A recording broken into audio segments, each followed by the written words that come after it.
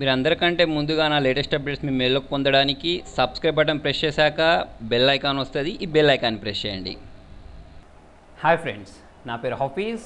మీరు చూస్తున్నారు Telugu tech tubes. Friends, మనం అందరం మొబైల్లలో, ల్యాప్టాప్స్లలో, కంప్యూటర్స్లలో, స్మార్ట్ టీవీస్లలో ఏం చేస్తూ ఉంటామంటే ఇంటర్నెట్ యూజ్ చేస్తూ ఉంటాం. ఇంటర్నెట్ యూజ్ చేసేటప్పుడు మనకు రకరకాల టెర్మినాలజీస్ వినిపిస్తూ ఉంటాయి. అదేంటంటే డీప్ వెబ్ అని, డార్క్ వెబ్ అని, ర్యాన్సమ్ వేర్స్ అని. సో దాంతోపాటు మీకు ఇంటర్నెట్ బ్లాక్ హోల్ ఉంటుందని తెలుసా? సో తెలియకపోతే ఈ వీడియో మొత్తం చూడండి, మీకు అర్థమైపోద్ది.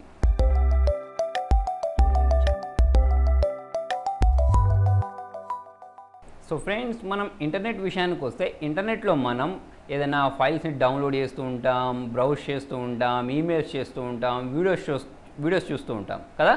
సో ఇవన్నీ చేసేటప్పుడు ఏదైనా సరే, అంటే మనం వీడియో చూడాలన్నా లేకపోతే వీడియోని అప్లోడ్ చేయాలన్నా మనకు అక్కడ ఏంటంటే డేటా ప్యాకెట్స్ రూపంలో జరుగుద్ది అన్నట్టు. అంటే ఏదైనా ఒక పెద్ద ఫైల్ని మీరు డౌన్లోడ్ చేస్తున్నారనుకోండి ఇంటర్నెట్లో నుంచి, ఆ ఫైల్ అనేది మీకు ఒకటేసారి డౌన్లోడ్ అవ్వదు. అదేంటంటే చిన్న చిన్న ప్యాకెట్స్ రూపంలో డౌన్లోడ్ అవుతుంది అన్నట్టు. మీరు ఏదైనా ఒక వీడియోని అప్లోడ్ చేయాలనుకోండి, మొత్తం ఒకేసారి అప్లోడ్ అవ్వదు, చిన్న చిన్న ప్యాకెట్స్ రూపంలో అప్లోడ్ అవుతుంది అన్నట్టు. దీన్నే మనం ఏమంటామంటే డేటా ప్యాకెట్స్ అంటాం. సో ఫ్రెండ్స్ చూడండి, మీరు ఎప్పుడైనా ఇంటర్నెట్ డౌన్లోడ్ మేనేజర్ యూస్ చేసి ఏదైనా ఒక ఫైల్ని డౌన్లోడ్ చేయడానికి ట్రై చేస్తే అక్కడ మీకు ఏంటంటే గ్రీన్ కలర్స్లో లైన్స్ కనిపిస్తుంటాయి, చిన్న చిన్న లైన్స్. తర్వాత మీకు ఏంటంటే ఆ లైన్స్ అన్నీ కలిసి లాస్ట్కి ఏంటంటే మనకు ఒక ఫైల్ అనేది 100% అవుద్ది, తర్వాత డౌన్లోడ్ అవుద్ది కదా.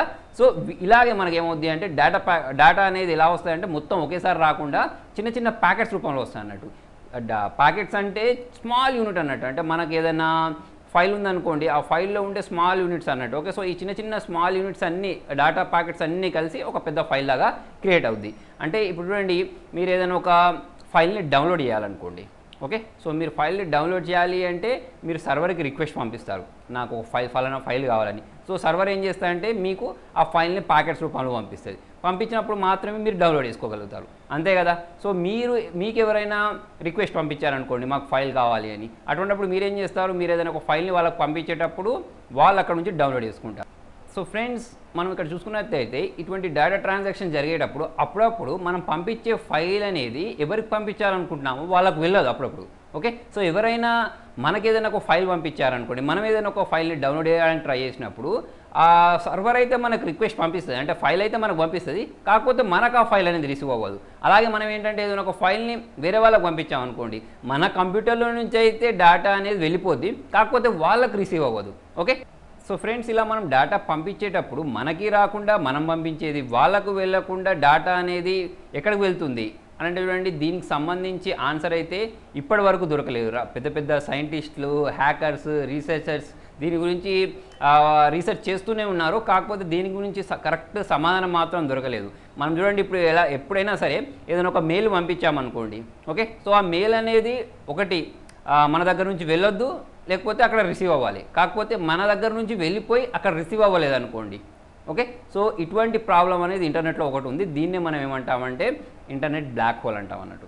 ఓకే, సో ఫ్రెండ్స్, ఈ ప్రాబ్లం అనేది ఇప్పటిది కాదు. 1991లో నాసా వాళ్ళ ఎంప్లాయీస్ అందరికీ ఒక ఈమెయిల్ పంపించింది. యాక్చువల్లీ 1991లో ఈమెయిల్కి సంబంధించి అంటే ఇంటర్నెట్ అంత ఎక్కువ బలంగా లేదు, అయినా కూడా ఏం చేసిందంటే నాసా అనేది ప్రతి ఒక్క ఎంప్లాయీకి ఆ మిషన్ గురించి అందరికి ఒక్కొక్క మెయిల్ పంపించింది. నాసా ఈ లాంచింగ్కి సంబంధించి డీటెయిల్స్ అందరికీ వాళ్ళకి పంపించింది, ఎంప్లాయీస్కి.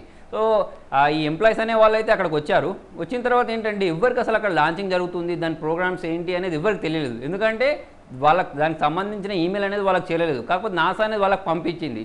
సో అప్పుడు నాసా ఏమనుకుంది అంటే ఏదో ఒక టెక్నికల్ ప్రాబ్లం కావచ్చు, అందుకోసమే వెళ్ళలేదు అని అనుకున్నారు అందరూ. కాకపోతే చూడండి, మళ్ళీ సేమ్ ప్రాబ్లం 2001లో వచ్చింది. 2001లో కూడా నాసా అనేది ఏం చేసిందంటే వాళ్ళకి సంబంధించిన డేటా మొత్తం వాళ్ళ సర్వర్లో అప్లోడ్ చేసి పెట్టింది.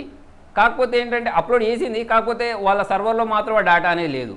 సో అప్పుడు వాళ్ళు ఏం కన్ఫర్మ్ చేసుకున్నారంటే, చాలామంది ఏం అభిప్రాయపడ్డారంటే ఇది ఒక ఏలియన్స్ చేస్తున్నారు, వాళ్ళు మనతో కమ్యూనికేట్ అవ్వాలనుకుంటున్నారు, అందుకే మనకు సంబంధించిన డేటా అనేది వాళ్ళు తీసుకుంటున్నారని అభిప్రాయపడుతున్నారు. కన్ఫామ్గా తెలియదు, కాకపోతే మొత్తానికి మనం పంపించిన డేటా ఏదైతే ఉందో అవతలి వెండికి, అంటే మనం ఎక్కడికైతే పంపించాలనుకుంటున్నామో వాళ్ళకు వెళ్లకుండా మధ్యలోనే మాయమైపోతుంది, చూసారా. దాన్నే మనం ఏమంటామంటే ఇంటర్నెట్ బ్లాక్ హోల్ అంటాం.